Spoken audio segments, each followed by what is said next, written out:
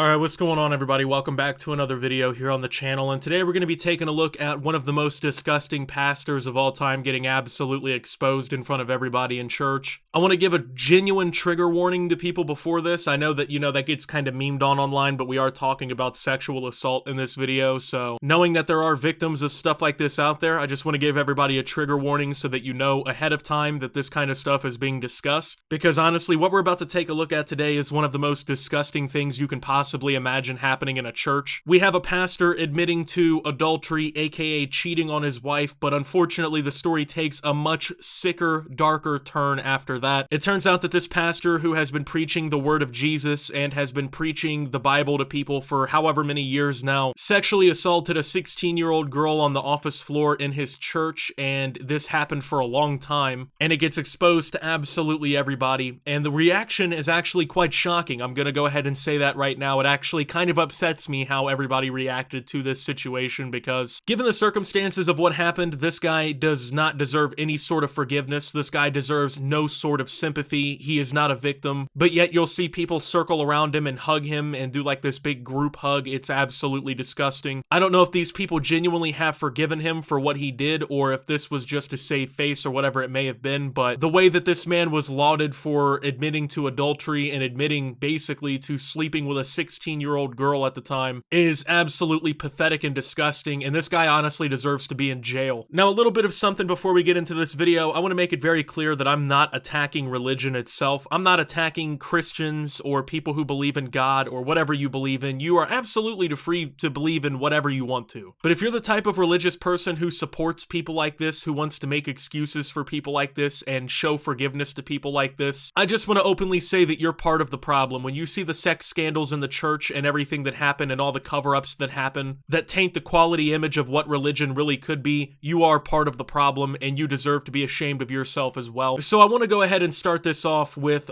basically the introduction to everything here. Go ahead and take a look at what the pastor has to say. That's why I'm here today, to follow a biblical process of confession, repentance, and forgiveness.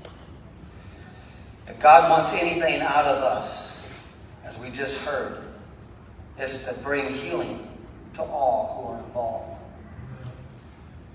I committed adultery. It was nearly 20 years ago.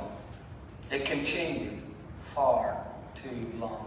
So at this point, he's admitting to committing adultery. If you don't know what adultery means, basically it's cheating on your significant other, which is actually a pretty significant crime in the church, right? Like, that's a pretty significant sin to partake in. Obviously, if you're the pastor of a church, committing adultery is one of the worst things that you can possibly do. It doesn't set a very good example for the followers of your church and for what you preach. So apparently he's supposedly admitting to this in front of everybody to seek healing and to seek forgiveness from God and for his fellow religious people in the church. This happened a long time ago, might I add. I think it was like 20 years ago at this point that he says that the adultery actually happened. So he's been keeping this secret for decades at this point, kind of hoping that nobody would figure out what happened. But when you find out who he committed adultery with, it's going to honestly turn your stomach. This guy is an absolute scumbag, and it's not because he cheated on his wife. It's because he cheated on his wife with a 16-year-old child. Please forgive me. In accordance with our church bylaws, I'm stepping aside, stepping down from ministry responsibilities, and have committed to the Lord and now to you that I will submit to the process and recommendations of this board.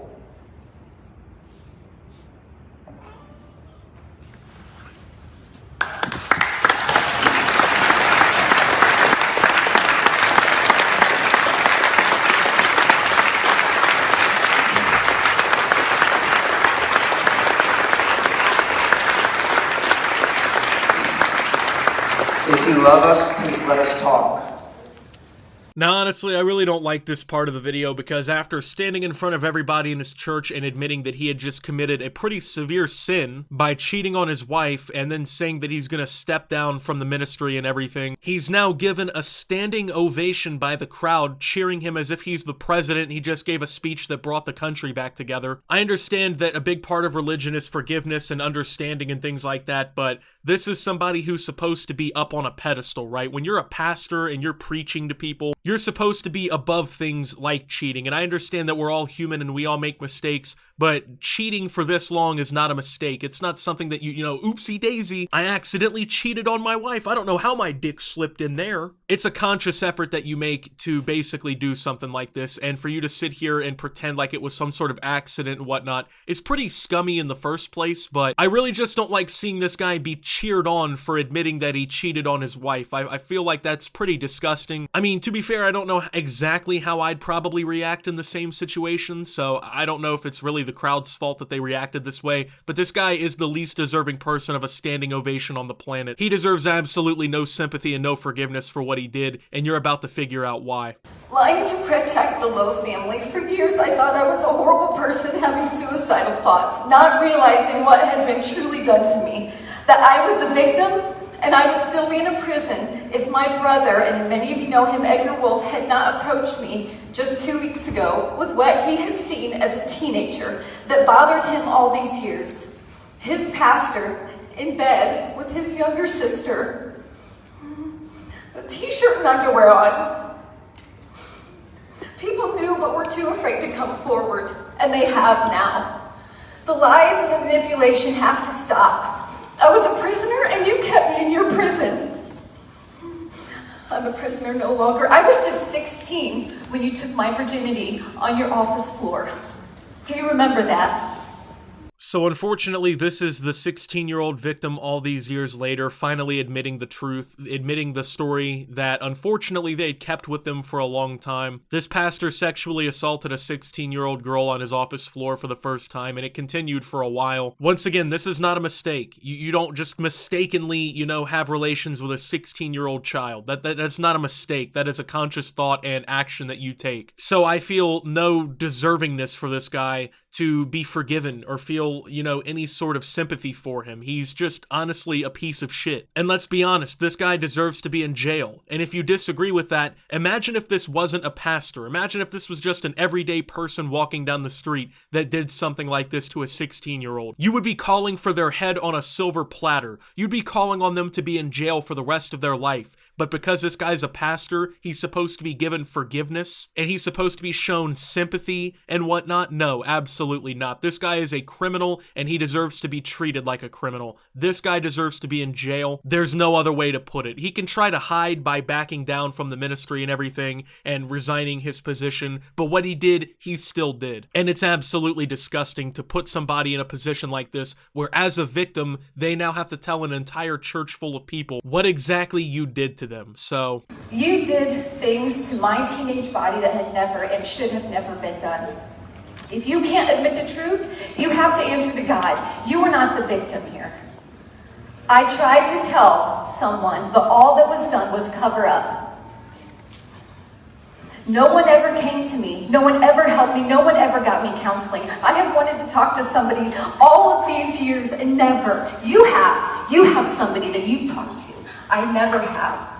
So she continues this by basically saying that, you know, she never really had any sort of support or backup after all this happened, and it was kind of just swept under the rug, which unfortunately seems to be a pretty common occurrence in situations like this. And what you're about to see next is absolutely disgusting. You know, at this point, you know, the guy has been preaching forgiveness and standing up and owning what you did and just owning the truth of what you did, but he does so in quite literally a way that is disgusting. He shows almost no remorse for what he did, while openly admitting to a church full of people what he actually partook in. So when this guy begs for forgiveness and begs for sympathy, just remember how he's gonna talk in the next clip we're about to take a look at, because you saw, unfortunately, how the victim spoke, very emotionally and very distraught the entire time, but go ahead and see the calm, cool collectedness of this former pastor, John Lowe II. I told you I committed adultery.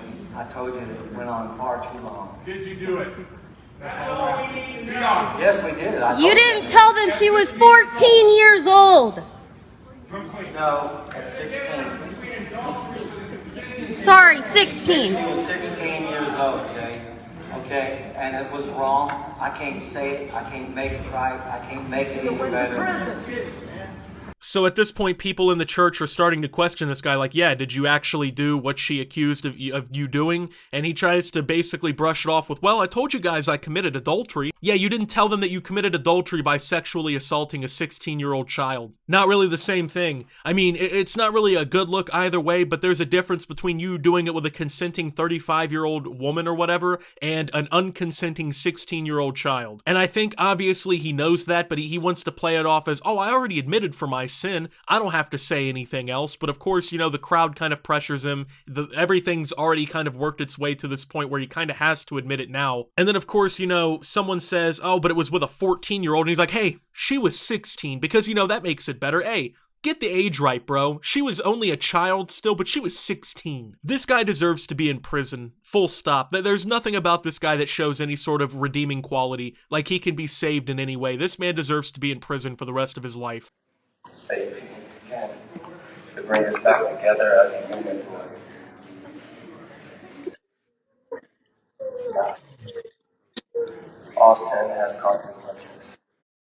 Then everybody circles around for a massive group hug, which, to be honest with you, is the last thing that I would think about doing after my pastor admitted to sexually assaulting a 16-year-old child during his time as a pastor. I don't really know what went through everybody's head, but I don't really agree with that. I don't really agree with that being the way that you respond to this whole thing. I think in a lot of places, if this were to happen, somebody from the crowd might have ended up fucking this guy up, but I think we can all agree this guy deserves to be in jail. This is one of the worst examples of a religious person you could ever see. It's absolutely disgusting, and I mean, this has gone viral on social media now, so I guess his reputation's pretty much destroyed, and he will always have to live with what he did, but at the end of the day, this guy still needs to see prison time for what he did. So, with that being said, thank you guys for watching. If you did enjoy, make sure to leave a like, subscribe if you're brand new around here on the channel, follow me over on Twitter and Facebook at @SubToOptimus. Make sure to check out Shoptimus down below, and until my next video, this is Optimus, well, not showing this guy any sympathy, and signing out.